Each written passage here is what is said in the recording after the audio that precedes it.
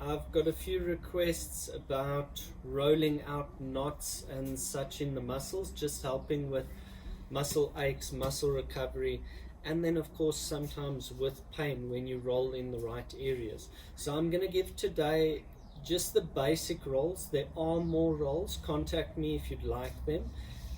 But just a basic roll, one on each muscle group, just to help out.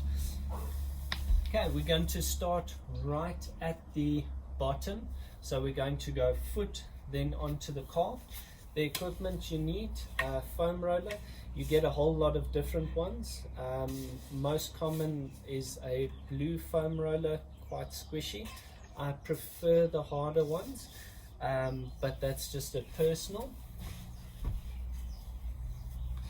Then from there, you can make yourself one of these, or you can use a tennis ball, hockey ball, and so on. So when rolling the foot, we're going to go onto this, and you want to roll under the foot.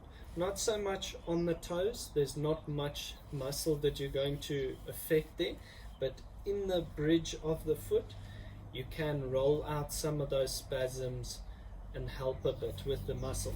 Can also be used on the calf. Contact me if you want to see. First off, calf roll, the basic one. You're going to lift yourself up, roll back and forth. Okay, turn the toes out to get a little bit more on the outside of the calf.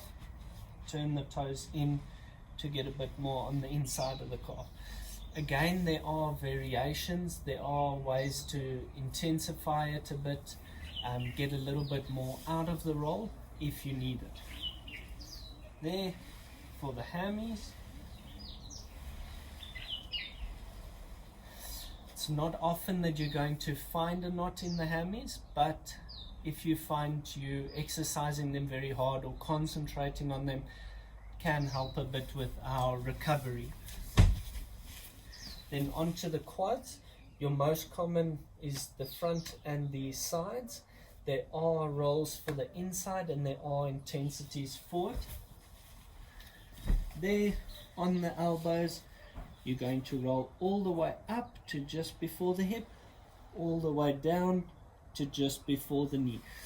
Very important with the rolls, you don't roll on the joint, you roll on the muscle.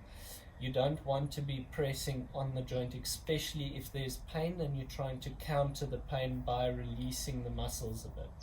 So that's for the front of the quads. When you move on to the side, our first or most basic one, top leg, foot on the ground. You're going to use it to help you push and pull to get yourself moving. Roll again till just before the hip, just before the knee. Bottom foot lifted off the ground. With all these rolls, make sure if you find a knot, you stop on it, you hold there for a short period and then you move on. If you find it again, you hold, move on. After you've done this a few times, leave it alone if there is still a knot and it hasn't released yet. You're not going to release knots in one go. This is about continued pressure on them and continued maintenance on them that you can do for yourself. Okay, from there we've covered our feet, calves, quads, hammies. We're going on to the glutes. So you're going to sit on the foam roller, place all your weight onto one side. So for me, I'm placing all the weight on the left. Then that same side you've placed the weight on, cross the leg, roll up and down. If you find you can't get it up, roll for me there, but the basic position is there. Up and down. Again, don't go onto the hip and roll through. Okay.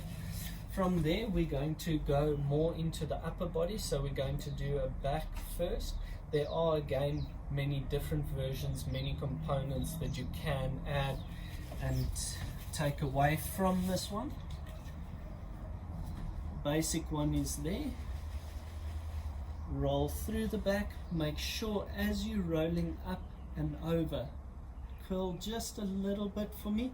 Make sure you've got your tummy tucked, because here at the far end you've got no lever holding the upper body, so the pressure will go into your lower back if you're just lying loose over the foam roller. So there, through the back, back down. Okay. Another thing you'll realize with these rolls is there's a difference between the pain that you'll have if you have a actual injury and the pain that you'll feel on pressing onto a knot. Make sure you're not looking to cause pain with this, aside from that pressure on the knot. That is uncomfortable, but the pain will feel slightly different. It's not quite pain, it's just a pressure. Okay, from there we're going to go into a roll for the lats. So most of your lats knots are going to sit up top there. Lie firmly on the side, foam roller in the nook of the underarm, lean slightly back, and then from there just a small up down to find the knots in the lats. Alrighty, from there in front, a little bit of a less common roll, but sometimes is needed. Take your tennis ball, hockey ball, etc. You're going to find a wall and you're going to place it on that spot. Press yourself against the wall. I like using a doorway because then your body is through the doorway and just your shoulder is pressing against the side of the doorway, pressing the ball into the muscle. But that's just personal preference. You can do it elsewhere.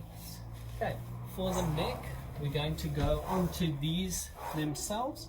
You'll see it's going to press either side, but not press on the neck bones themselves. So up top there, when you're pressing out the neck, you're going to use your arms to pull the balls a little bit into the neck, because your neck doesn't have enough weight to press down into them. So there, you're going to press, rotate just ever so slightly to increase the weight one side or the other, and move up. When you're doing the neck, you're going to roll all the way up to the point where your muscle and your skull come together. So up till that occipital.